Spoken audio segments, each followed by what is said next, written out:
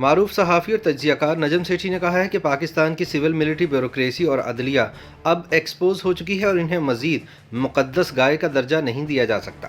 ان کا کہنا ہے کہ اگر یہ تینوں مل کر ایک نکمی اور نااہل حکومت نہ بنواتے تو آج پاکستان کی اتنی ابتر حالت نہ ہوتی۔ لہٰذا پاکستانی عوام آج جو کچھ بھگت رہے ہیں اس کی تمام تر ذمہ داری موجودہ سول ملٹری بیوروکریسی اور عدلیہ پر عائد ہوتی ہے۔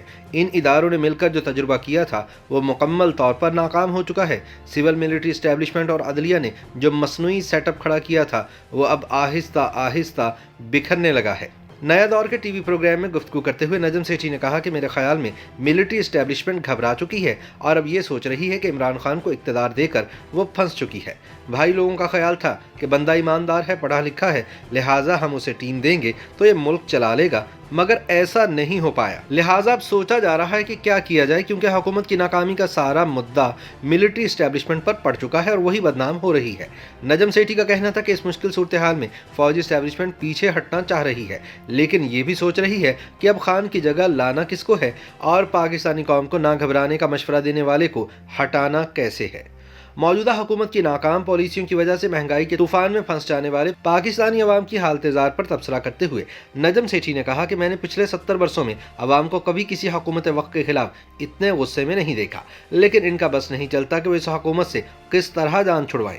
ان کا کہنا تھا کہ پی ڈی ایم کامیاب ہوتی ہے یا نہیں، لیکن در حقیقت حکومت بہت گھبرائی ہوئی ہے۔ اپوزیشن بھی انتظار کر رہی ہے کہ کب صحیح وقت آئے اور وہ وار کرے۔ بقول سیٹھی اگر نئے ڈی جی ISI نیوٹرل رہے تو پھر اپوزیشن کا رویہ بھی مزید جارحانہ ہو جائے گا۔ نجم سیٹھی کے بقول ان کی چڑیا نے خبر دی ہے کہ انہیں ٹائٹ کرنے کے منصوبے بنائے جا رہے ہیں، لیکن میں منصوبہ سازوں کو کہنا چاہتا ہوں کہ مجھے بھٹو، ضیاء الحق اور نواز شریف ٹائٹ نہیں کر سکے تو یہ لوگ کیا کریں گے۔ ان کا کہنا تھا کہ اس وقت پاکستانی عوام بکھرے ہوئے ہیں اور اگر ان کا غم و غصہ مزید بڑھا تو ریاست کے لیے سنگین مسائل پیدا ہو سکتے ہیں، لہٰذا صورتحال کو وہاں تک نہ پہنچایا جائے جہاں اتنی بے چینی اور انارکی پھیل جائے کہ لوگ مرنے اور مارنے پر مجبور ہو جائیں۔ ان کا کہنا تھا کہ پاکستان ایک ایٹمی طاقت ہے، اس ملک کا کچھ خیال کرتے ہوئے اچھے راستے نکالے جائیں، عوامی نمائندوں کو موقع دیں کہ وہ عوام کے ساتھ بات کریں۔ ان کے بقول عمران خان اب یہ کام نہیں کر سکتے کیونکہ اب وہ عوام کے نمائندے نہیں رہے۔